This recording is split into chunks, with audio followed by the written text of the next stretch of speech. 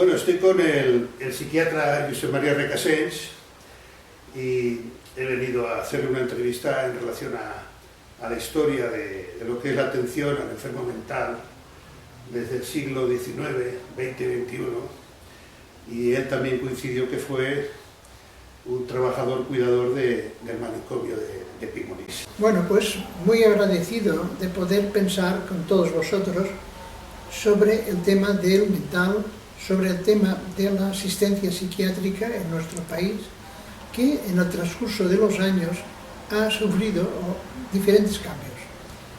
En algunos casos ha mejorado, en otros no tanto, y en otros, a mi entender, a veces incluso peor. Yo fui trabajador del Hospital de San Pablo como cuidador durante muchos años y también como psiquiatra, lo cual me permitió ver la institución desde diferentes puntos de vista. Cómo se transformó la asistencia, eso debemos pensar que es debido a múltiples circunstancias. Las mismas relaciones humanas en el transcurso de los años cambiaron, sociológicamente cambiaron, y también la problemática mental cambió en el sentido de que la sociedad fue más sensible a los temas de salud mental. Entonces hemos de situarnos en el siglo XIX, donde los recursos para contener a los enfermos mentales, yo prefiero llamarles trastornos mentales o personas con problemas en salud mental, que no llamarles propiamente enfermos, pero es tradicional que se hable en esos términos, debido a la medicalización de una problemática psicológica y social. Muy bien. Quiere decir que la medicalización o la farmacología ha influido mucho en ir regulando esos trastornos de la salud mental. Claro, en un principio la introducción de la psicofarmacología cambió mucho y permitió una contención e incluso unas relaciones humanas con la población asistida muy diferente. O sea, no hemos de pensar que la farmacología ha sido solo para contener o controlar, que también lo ha sido, sino que ha sido también una capacidad, ha introducido una capacidad para que se pudiera atender a esos pacientes que, al bajar el sufrimiento, al bajar la angustia, podían establecer relaciones humanas que permitían poder tratar los temas, poder contener la dimensión emocional, que de otra manera no era posible. Es más, cuando faltaban estos elementos, la población, incluso los profesionales, tenían miedo de estos pacientes. Entonces, ¿cómo vas a ayudar a una gente que sufre si tú a la vez les tienes miedo? Claro. Esto cambió un poco con la introducción de la medicación. Otros cambios, a mi entender, muy importantes, o quizá más importantes, fue que en el siglo XIX, finales del siglo XIX y el XX, se introdujeron otros conocimientos en el campo de las relaciones humanas, tanto filosóficas como psicológicas. Era muy difícil entender a los pacientes sin tener un modelo para pensar sobre los trastornos mentales. Entonces, yo creo que fue muy importante la psicología, que finalmente se tomó en serio y tuvo su empoderamiento en la asistencia. Quiere decir que un poco la abertura de las relaciones humanas a la filosofía y al concepto de la vida y a la psicología abrió otros terrenos para que para que las personas pudieran tener otros horizontes, ¿no? Sí, contemplar. Sí. Empezó a contemplar que para entender el trastorno mental teníamos que tener un modelo de lo que es el funcionamiento mental. Y así nació en parte la psicología, así nació también el psicoanálisis. Todos estos cambios en el modelo físico y psicológico introdujeron cambios en las relaciones asistenciales. Por ejemplo, se empezó a tratar a los primero ingresados en temas, o sea, hubo la aportación de la terapia grupal, por ejemplo. Eso. La terapia grupal fue interesante. Interesante. Eso empezó a cambiar y esto fue, por ejemplo, las primeras historias que conocemos sobre la importancia de la terapia grupal las podemos buscar en el siglo XX, 1914. Josep María, que el hecho de la terapia grupal, que el enfermo compartiendo su propio trastorno físico o mental, compartiéndolo en grupo, eso aminoraba su propia angustia. Sí, su propio sufrimiento, y además se tradujo en cambios clínicos que van desde que, digamos, las analíticas mejoraban, y sobre todo que padecían menos los sufrimientos debido a la medicación, seguían mejor los tratamientos, más capaces de mantener tratamientos duros. Ahí se fraguó lo que tenemos en 1914, la primera, lo que podemos considerar como las primeras terapias grupales que están escritas. En 1914. ¿Y esto quién la introdujo? Prat. Prat, un americano. El ámbito de los tuberculosos lo aplicaron en el ámbito de los trastornos mentales. Exacto. Ah. Y así fue como, especialmente, o médicos o incluso el clero, que se ocupaban tradicionalmente de las instituciones psiquiátricas o nosocomiales, como les llamaban, introdujeron las variaciones de la terapia grupal. También a partir de aquí se fueron aclimatando más recursos. Por ejemplo, aparecieron la importancia de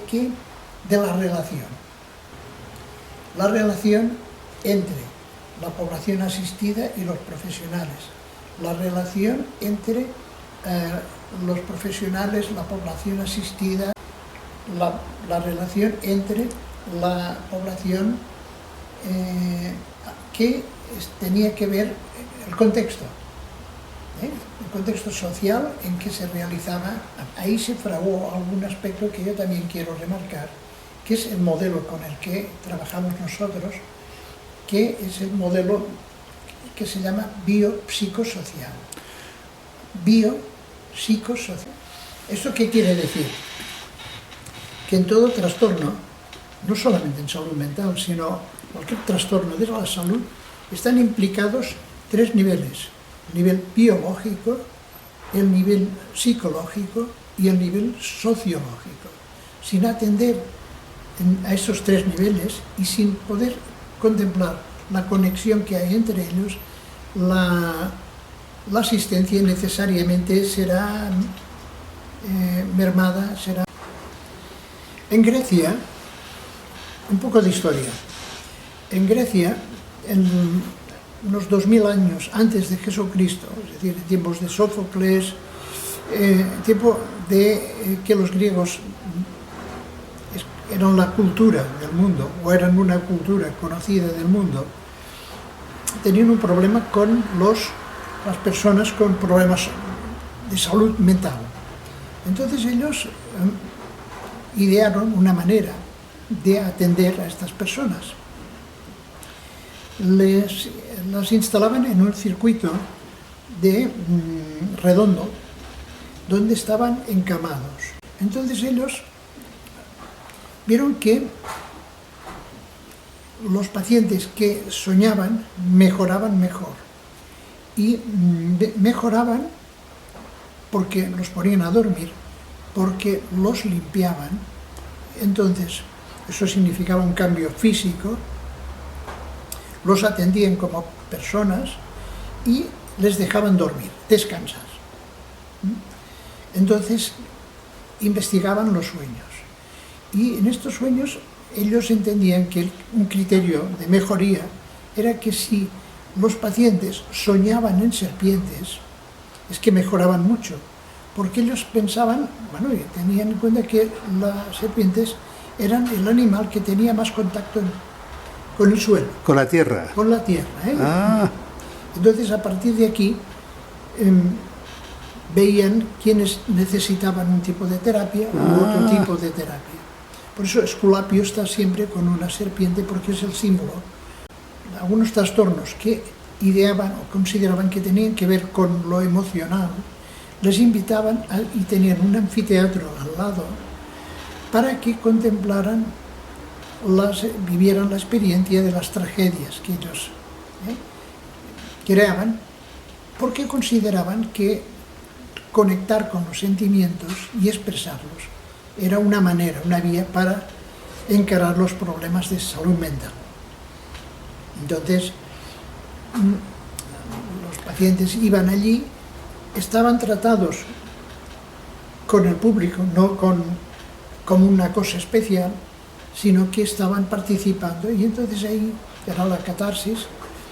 Lo digo eso porque el tema de lo emocional, el tema relacional, el tema biológico estaba ya en culturas muy pretéritas, no se inventó en el siglo XIX. Ya te entiendo, ya. La preocupación por los problemas de salud mental estaban ya en aquellos tiempos. He visto lo que queda de este hospital que estaba colocado al lado de un anfiteatro.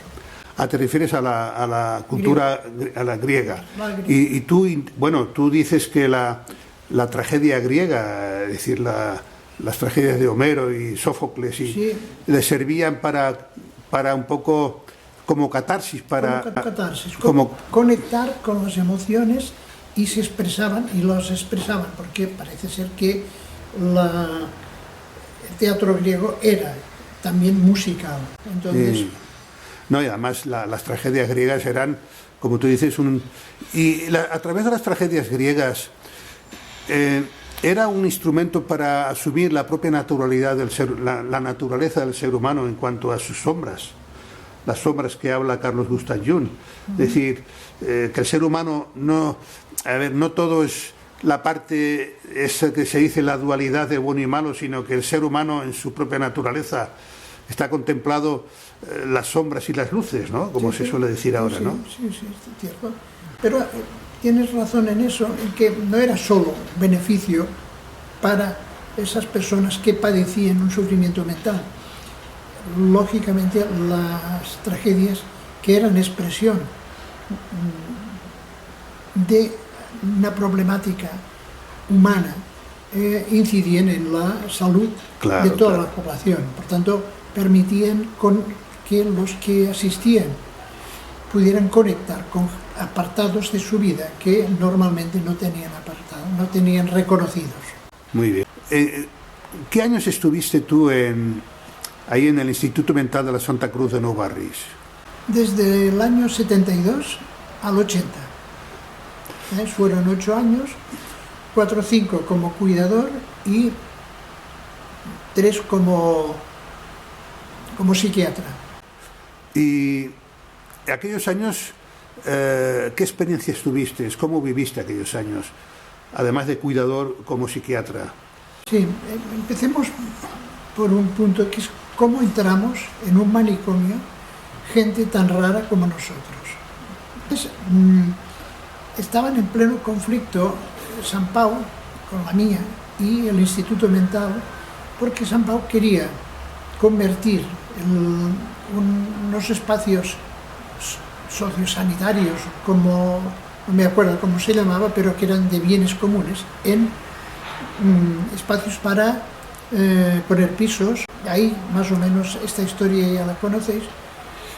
Empezaron los conflictos, el personal se negaba a que aquello se cerrara y Sant Pau, que tenía la fuerza, quería cerrarlo. Entonces, en ese contexto, los profesionales, los trabajadores del hospital, pensaron en que podían negociar, y negociaron en el sentido de que la mía, Sant Pau, aceptó que entraran unas personas que pudieran humanizar las relaciones dentro del hospital. Entonces esos profesionales, con unos criterios vagos, muy ideologizados,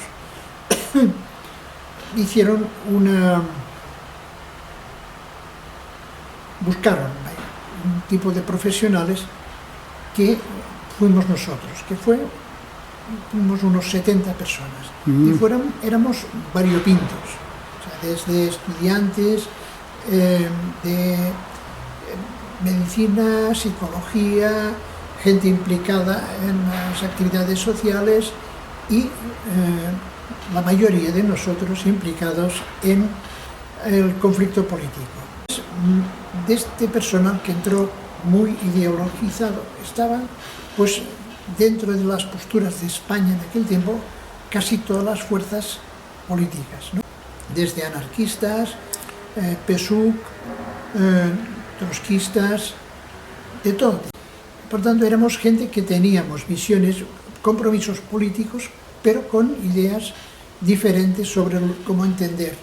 ¿Cómo entender la atención a los pacientes? Claro, teníamos en común muchas cosas, ¿no? Pero una de ellas era que éramos claramente antifranquistas, éramos en contra de la jerarquía tan terrible que rondaba no solamente en la sociedad española, sino, por ejemplo, dentro de los manicomios. Entonces entramos unas 70 personas en este hospital con una única función, digamos, que era atender las relaciones humanas en el contexto manicomial, es decir, humanizar las relaciones. Y esto yo creo que tiene mucha importancia, porque es la primera vez, consciente o no, de que se valora que parte de la asistencia transcurre en la relación humana. Entonces nosotros no teníamos otro oficio durante 8 horas que estar con los pacientes y tener una relación humana. Esto implicó cambios muy radicales, pero implicó que la gente que entrábamos no sabíamos cómo era la relación con los problemas, los trastornos de salud mental, porque algunos teníamos formación, pero ninguno de nosotros había vivido, o la mayoría, yo sí que había trabajado, experiencia. Entonces entrábamos en un terreno que para nosotros era desconocido y creativo. Esto yo creo que tiene importancia también, esto lo he pensado después, que cuando entramos en el hospital a trabajar, estos 70 personas que no saben muy bien qué van a hacer, ¿no?, se encuentran con una población que está ahí y que, digamos, están en su casa, están en su terreno. Y los que pretenden ayudarlos están en otro terreno. Desconocido. Desconocido. Por tanto, ahí la autoridad territorial es de los locos, entre comillas. Estos están en su casa mientras nosotros somos forasteros. Yo creo que esto es muy importante, porque habitualmente ellos eran los forasteros en el mundo, pero vivieron una experiencia de que venían alguien que no sabía muy bien qué hacer y ellos ya estaban en su casa. Eso comportaba conflictos también, porque nosotros, con una ideología importante, con una capacidad de racionalizar tremenda, pensábamos que íbamos allí y transformaríamos el manicomio. Por otro lado, la misma institución y los mismos pacientes ingresados eran personas que llevaban años y que se habían instalado en una situación cronificada, con lo cual pretender transformar aquello, pretender hacerles cambiar a gente que se habían adaptado a no cambiar, era difícil y reclamaba tiempo y mucha benevolencia por parte de todos. Pero ahí había un conflicto también, no solamente entre la institución y la jerarquía, sino también con la población que se había adaptado introdujimos, por ejemplo, el cambio de que salieran del hospital. Sí, ya me acuerdo. Salíamos por Barcelona, hacíamos... Pero, claro, nosotros pensábamos que por el solo hecho de salir, ellos iban a estar contentos. Pero para muchos de ellos esto representaba un cambio de sus estructuras mentales que les era muy difícil. Claro, claro. Me acuerdo de la anécdota de que algunos de ellos, cuando salimos por Barcelona, no habían visto nunca un semáforo y no conocían la simbología del rojo, verde. Era simplemente una anécdota para explicar eso. Pues continuó. Cuando entramos, trabajo tuvimos para adaptarnos, pero lo que hicimos primero es conocer el espacio. Conocer el espacio. Conocer el espacio, conocer los problemas, a pesar de que teníamos el prejuicio de porque íbamos con una teoría. Pero eso, a pesar de eso, nos enseñaron ellos lo que era el hospital. Es decir, que vosotros aprendisteis de ellos lo que era el hospital. Y nos enseñaron el sufrimiento, no los libros ni los profesionales, sino ellos nos enseñaron cómo se vivía en el hospital. Claro, muy bien, muy bien. Eso fue un cambio.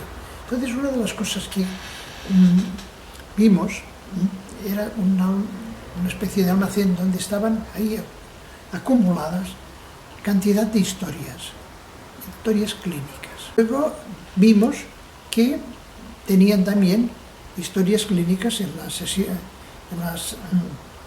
las áreas donde se trabajaba, pero nos sorprendió la cantidad de historias clínicas que tenían, es decir, aquel hospital tenía historia y escrita. Entonces, cuando veíamos las historias clínicas, veíamos algo que nos sorprendió mucho, que es que las notas que había sobre la evolución de los pacientes eran mínimas. No, de la relación no hablaban para nada. Eran 4 síntomas y entonces, cuando estalla la guerra, resulta que empiezan las historias a enriquecerse. Las historias durante el tiempo de la guerra se hacen humanas también, se hacen más científicas, entre comillas, se escriben en catalán, no olvidemos que es un... Eso durante la guerra. Durante la guerra. Durante la guerra ya se empiezan a escribir, antes no había evolución de los pacientes en las historias. En el tiempo de la guerra se hacen historias clínicas y además al uso. Lo otro eran detalles, ¿no? Casi notariales, ¿no? Cuando se acaba la guerra, vuelven a convertirse en historias escuetas, muy sin fondo, ¿no? Y durante la República, esas historias... El cambio que vemos es cuando empieza la guerra. Te contaré por qué. No, cuéntalo, sí. Porque durante este tiempo, un grupo de anarquistas ocupó el hospital, lo militarizó, como queda a un turó, es un turó, se contemplaba Barcelona y entonces ellos ocupaban desde el segundo piso. Entonces ellos se preguntaron a los psiquiatras, ¿qué hacéis aquí en vez de estar en el frente? Y ellos, es que tenemos mucho trabajo, nuestro compromiso nos impide hacer otra cosa. Y entonces los anarquistas dijeron, pues entonces tiene un pase, pero tendréis que demostrarlo, tendréis que cumplir los horarios. ¡Ay, qué gracia! ¿Quién no cumpla va al frente? Muy bien. Dice que si sigue. No, era simplemente porque... Claro, los anarquistas vieron que el personal que estaba allí no había ido a la guerra y claro, los emplazaron y dijeron, ¿cómo es que no habéis ido a la guerra? Claro. Y entonces los veían que no hacían nada y entonces les dijeron, oye, que hay que currar. Sí, ni siquiera cumplían su horario. Muy bien. Y entonces ellos que pues sí, no vais a dejar... Y cuando acabó la guerra volvió otra vez historias a silenciarse. Fue Muy tiempo bien. ¿Esto lo supisteis? Porque nos contaron cantidad de historias. Los pacientes. Los pacientes. Claro. Que conocían mucho más que nosotros. Claro, claro. Con lo cual nosotros...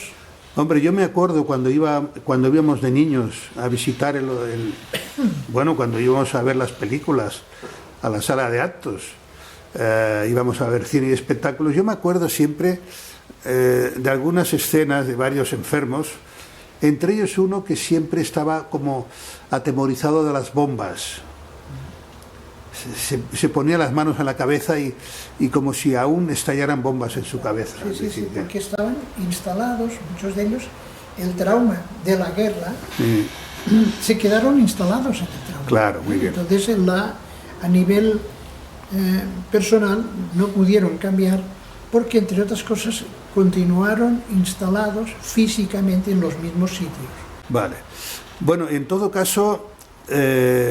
después de lo que has expuesto, Josep María, nosotros, cuando vosotros os encerrasteis, los trabajadores del hospital en el Mental, ya sabes que muchos de nosotros que estábamos en la lucha social, en las asociaciones de vecinos, estuvimos siempre al lado vuestro porque queríamos defender el manicomio como algo nuestro que era. Es decir, acordarse que os llevábamos comida y os la entregábamos por las ventanas porque estaba cercado por la policía.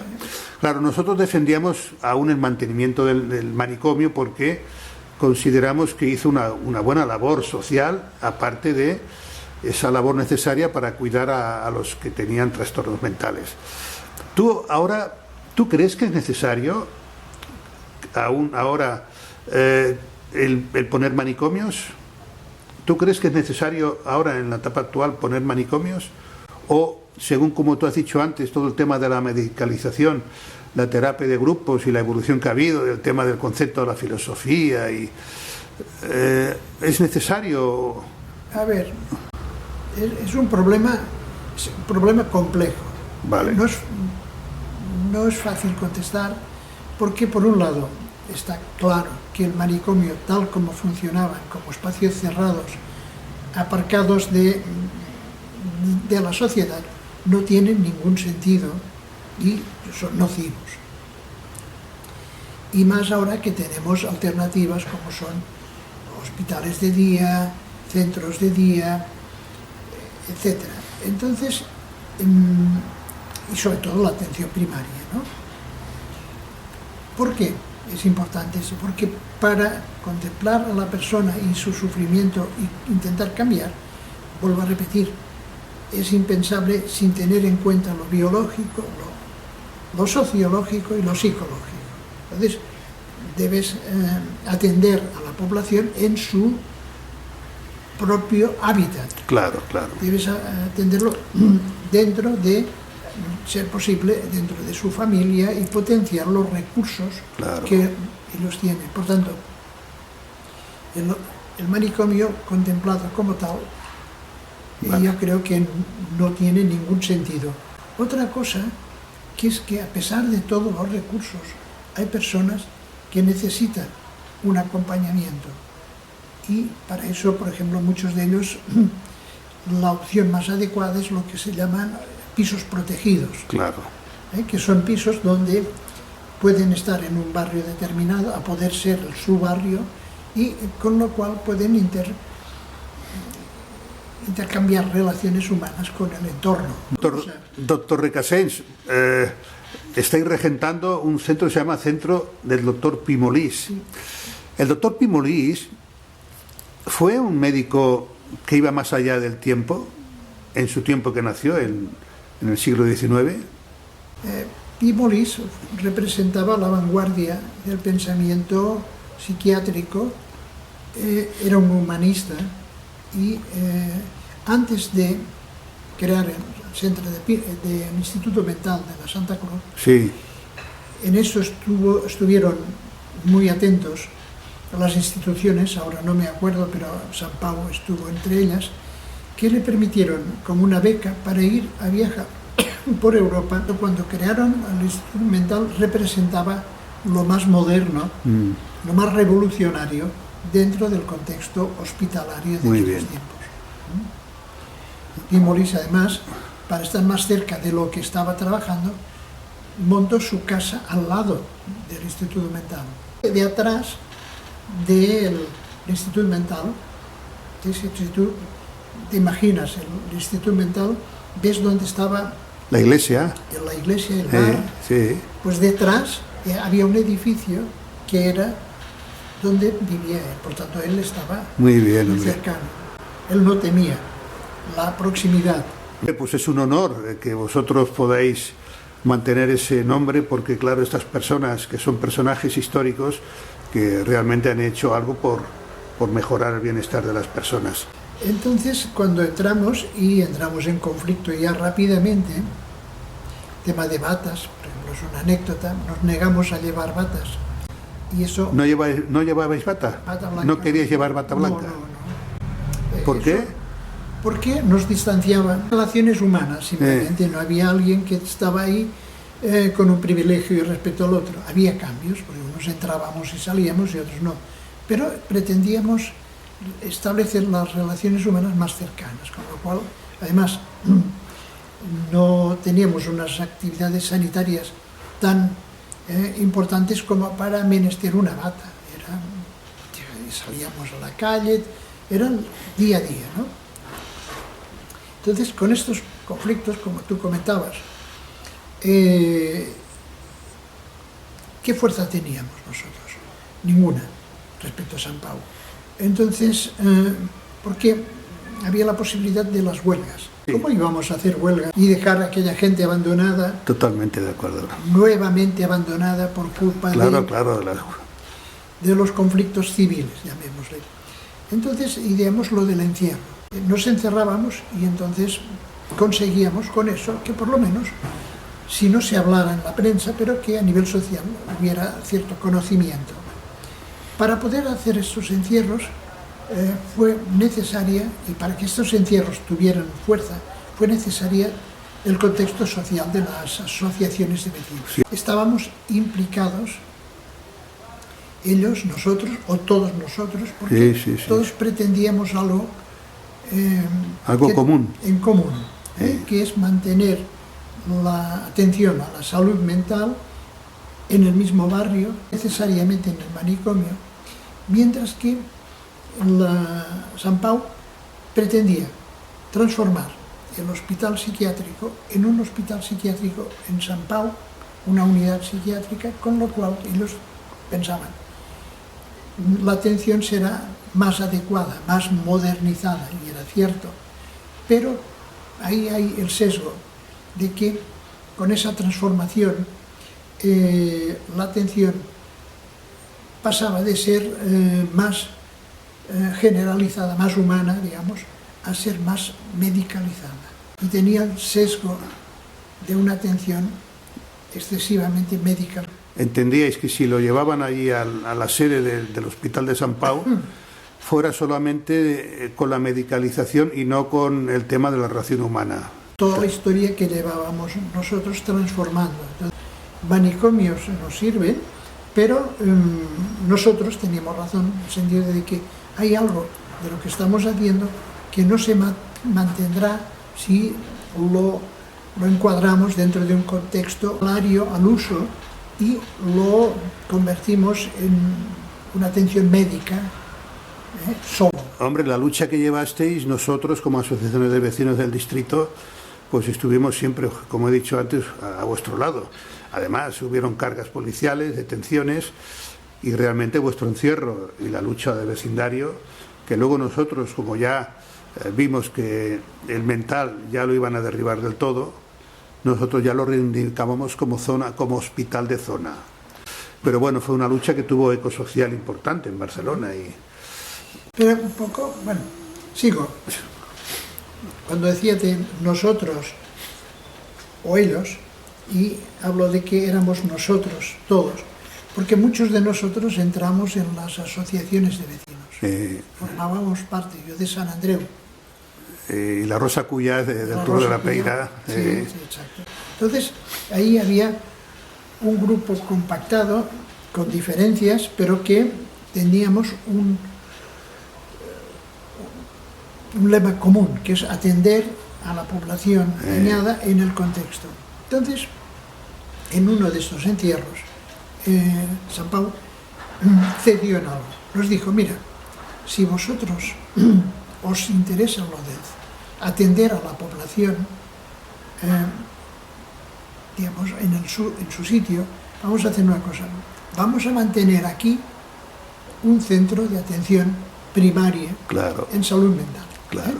Eso nos dijeron. Y nos dijeron también que un grupo de vosotros organice un programa para que nosotros podamos atender.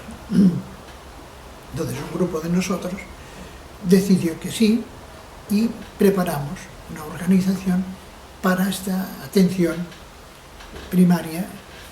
¿Y qué pasó? Que cuando dejamos el encierro perdimos el poder y San Pau dijo, de aquello nada. Entonces quedamos, el grupo, con nuestro programa. Este programa no podíamos hacerlo y pensábamos que había de ser una atención pública.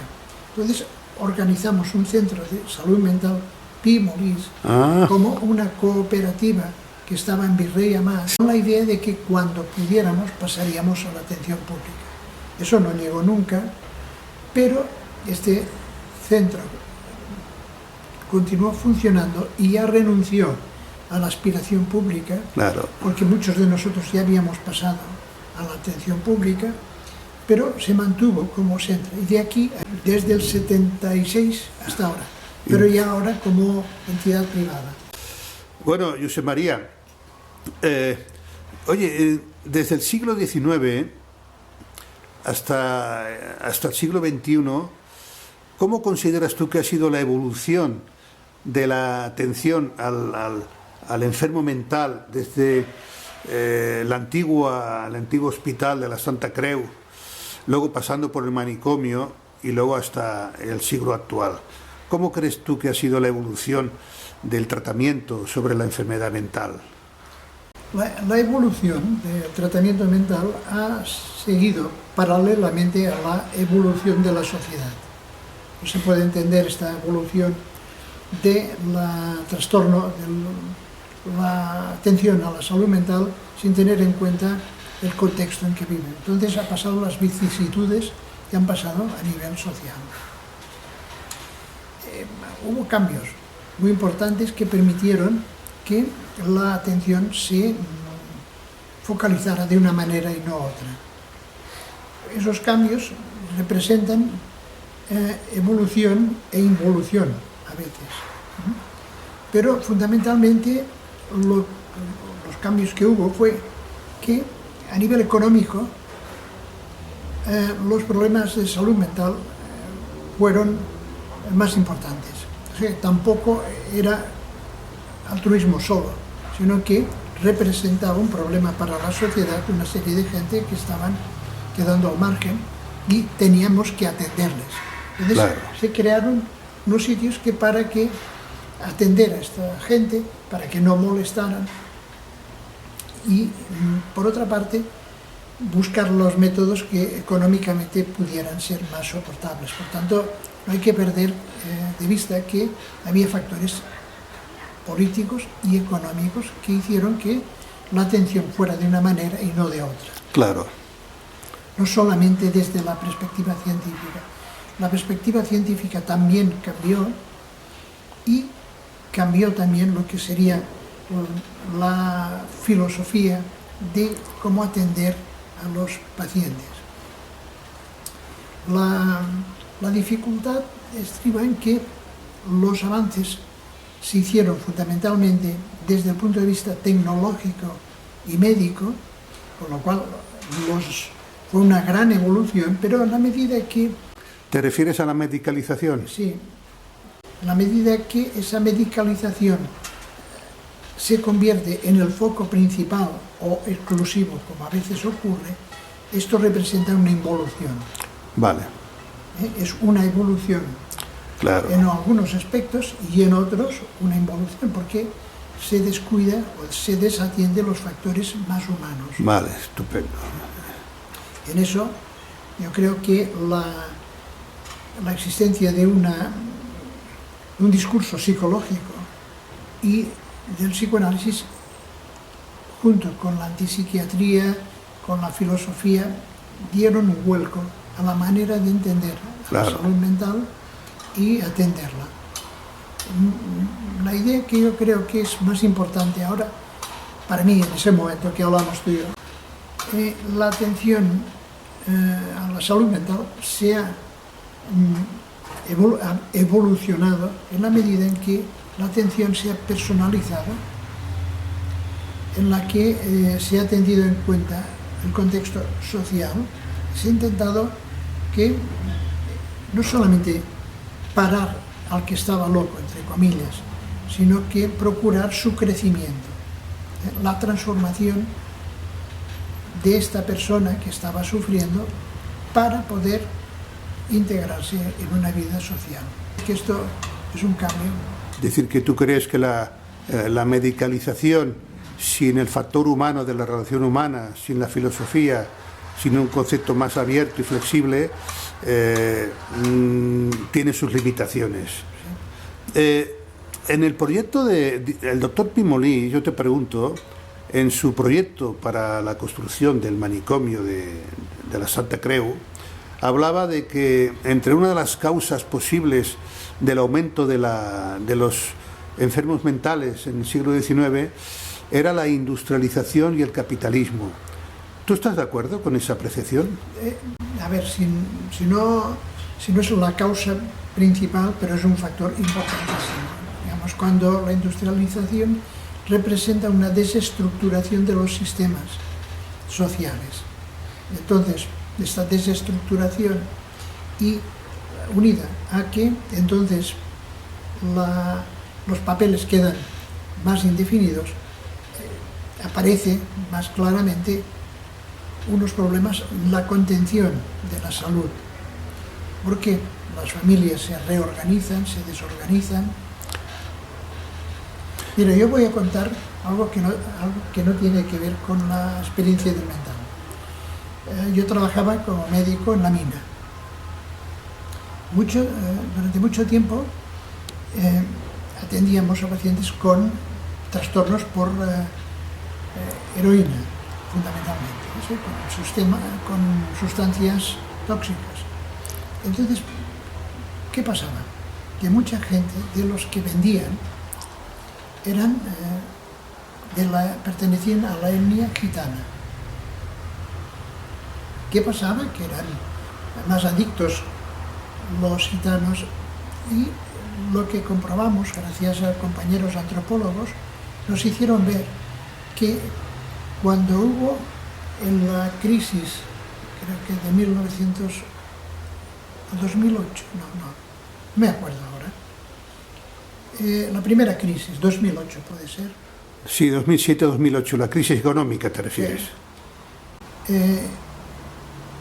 Mucha gente perteneciente a la etnia gitana entró en crisis, y ahora lo explico por qué. Cuando hubo la cantidad de construcciones antes de la crisis, mucha gente de la etnia gitana se metieron en la construcción y empezaron a trabajar. Cuando esto significaba una independencia del núcleo familiar. El grupo familiar, según el modelo gitano, cuando tú trabajas, tú parte de dinero lo das a la comunidad y ella velará por ti. Entonces, cuando hubo gente que empezaron a enriquecerse por vía de la construcción, muchos rompieron la estructura social, familiar y se independizaron. Pero luego vino en 2008 la crisis. Con lo cual ellos tuvieron que recibieron menos ingresos o quedaron al paro. Entonces, cuando volvieron a la sociedad gitana para que les protegiera, la sociedad contestó: bueno, si os habéis independizado, pues allá vosotros. os espabiláis. Y entonces era la ruina, y es cuando empieza en esas condiciones la comercialización. A volverse un poco al mundo de la droga, ¿no? Sí, sí, comercializar porque con los recursos culturales o incluso profesionales tenían poco acceso y quedaron al margen, pero debido a la crisis económica. Ya.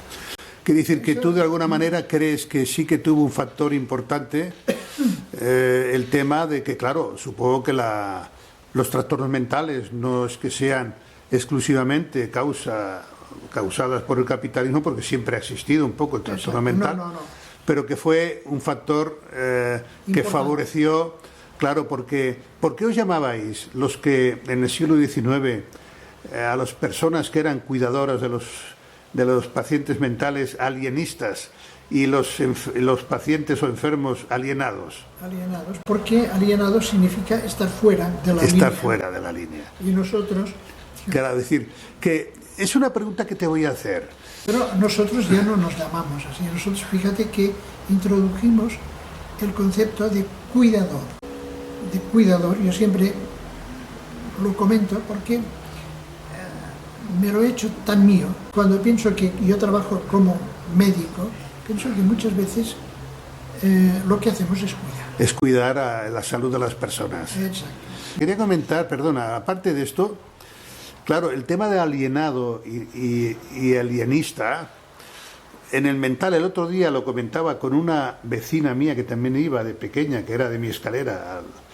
Hablábamos de que en el mental no habían personas que de alguna manera estaban en el mental porque no se ajustaban a las normas de la sociedad, y que el hecho de considerarlas locas era una cuestión que no tenía nada que ver con su propia realidad, sino que eran personas que no se ajustaban a los órdenes de la sexualidad, de las formas, ¿Es así o no? Sí, sí.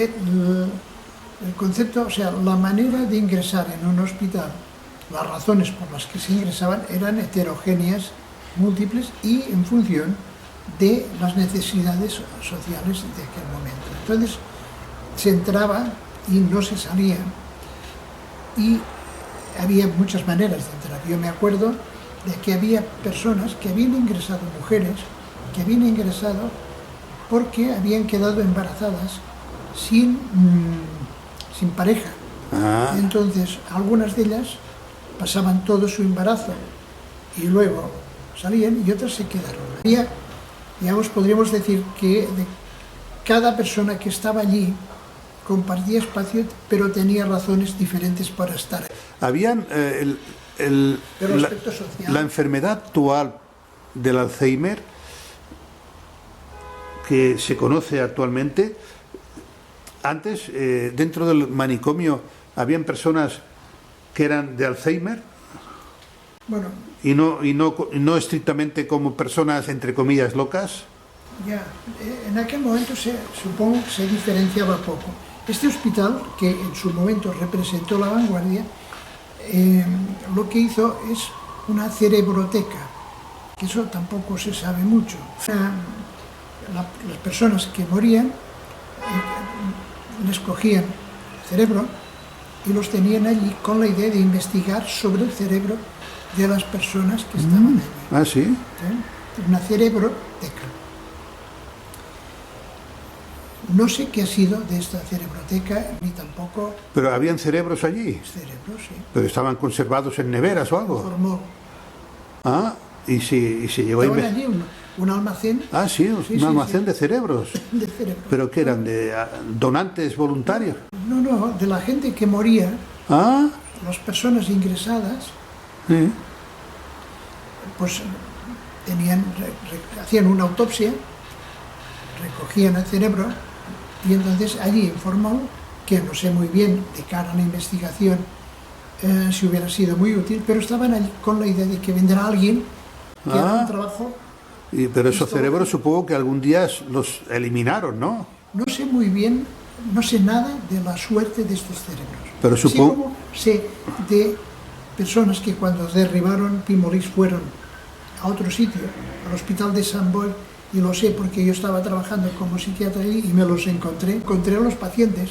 A los pacientes que habían salido del hospital y que no pudieron reinstaurarse en la charcha social. Claro. Entonces los metieron en otro manicomio, en ese caso el hospital de Sant Boi, donde yo trabajaba. Entonces, porque llegaron unos autobuses y pues eso.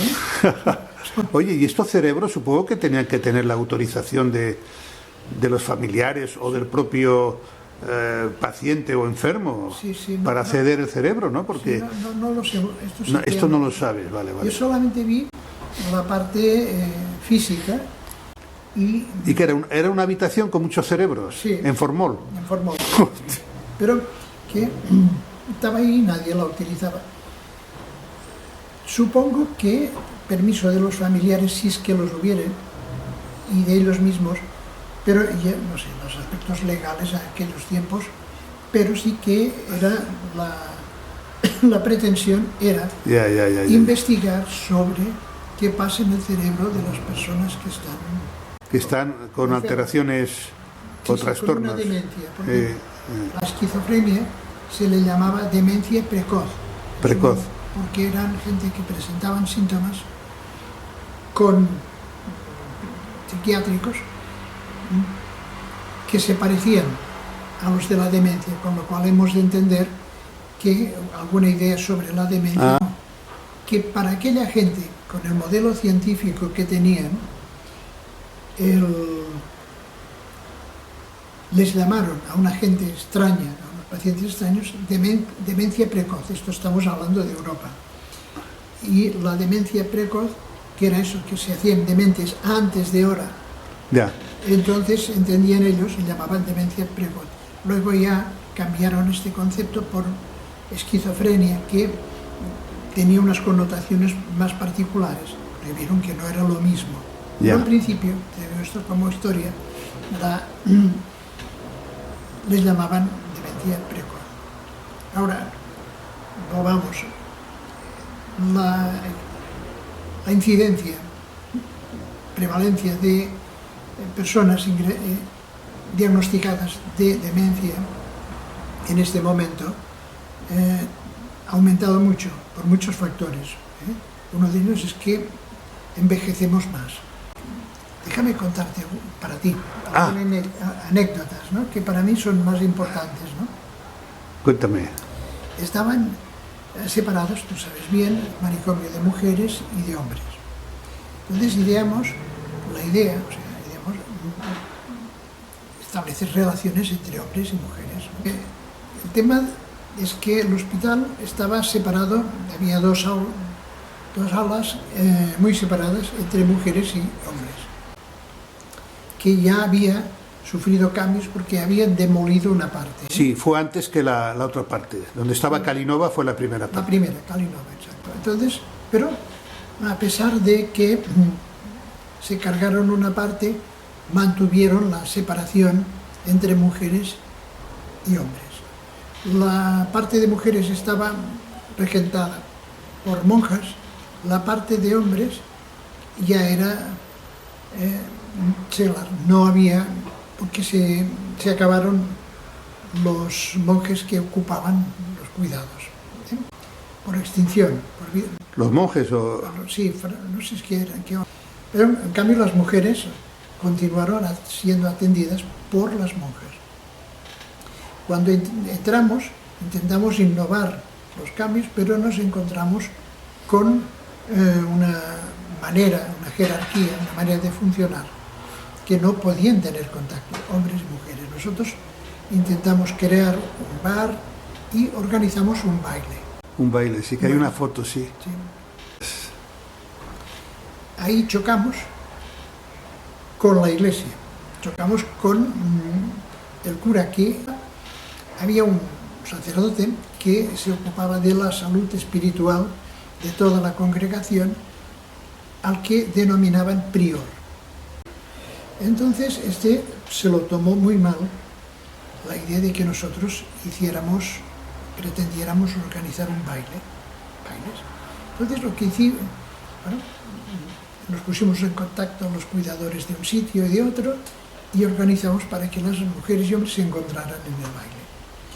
El prior dijo que las mujeres que fueran a bailar serían excomulgadas. ¿Serían excomulgadas? Oh, hostia, qué fuerte. Entonces, las monjas, a pesar de todo, pusieron como una barricada y no dejaban pasar a las mujeres. Y me acuerdo de que nosotros estábamos negociando con ellas, pero no había manera. Y uno de ellos, un paciente que se había unido a rescatar mujeres, les dijo: señora, usted no se ha enterado, pero durante la guerra, por menos razones, nos cargábamos a las monjas. Sí, con lo sí. cual, las monjas dejaron pasar. La convicción de este hombre pudo más que nuestros argumentos. Fuimos a la iglesia y entonces nos quedamos todos para ver qué pasaba con los pacientes que habían ido a bailar, que estaban por tanto excomulgados. Y pensamos, ¿cómo lo sabrá quiénes han ido? Bueno, pues tenía espías, y tenía espías que sabían quiénes iban a bailar y quiénes no. ¿Quién tenía espías? El prior. ¿El prior? Oh, El prior estaba al tanto de toda la gente, de los que iban a bailar. La maldad de los cuidadores, ahí verás tú la maldad de los cuidadores. Pensamos, fíjate, hay una señora que es sorda. Veremos cómo se las arregla el prior cuando ella vaya a comulgar para decirle que no puede bailar, ¿no? Porque lo vimos un domingo, de que cuando iban a bailar él les explicaba, les daba que no podían comulgar porque estaban en pecado mortal, ¿no? Y que seguirían en pecado mortal si seguían bailando. Entonces pensamos, Tate, esto vamos a ver qué le cuenta esta señora sorda. al prior. Sí, cómo se las arregla el prior para explicarle que no. Entonces, Que no puede ir a la fiesta. Que no puede ir. Entonces, estábamos ahí pendientes todos de cómo se lo arreglaba, y el prior saca un escrito donde pone: no puede usted ir porque está en pecado mortal. No puede ir porque está en pecado mortal, hostia. Claro, entonces esto sí que nos hundió, porque nos volvió a ganar el prior. Pero al final la fiesta se hizo, ¿no? Se hizo, ya esto se hicieron, pero contaba eso como anécdota de Sí. ese modelo mental que había en aquel tiempo, en los años, que esto sería los años 70 y tantos, ¿eh? O sea, Claro, no estamos hablando de los 40, pero fue esto, es una anécdota.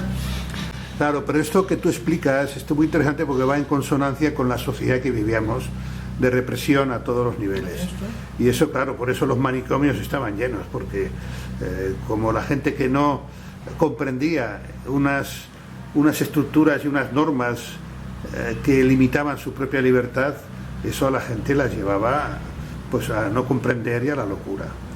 Oye, José María, muchas gracias, Vale, te agradezco mucho yo tu atención. Os agradezco a vosotros la oportunidad de poder compartir y pensar juntos, ¿no? Me alegro mucho de volverte a ver, a saludarte y bueno, pues ya te comentaré, ¿eh?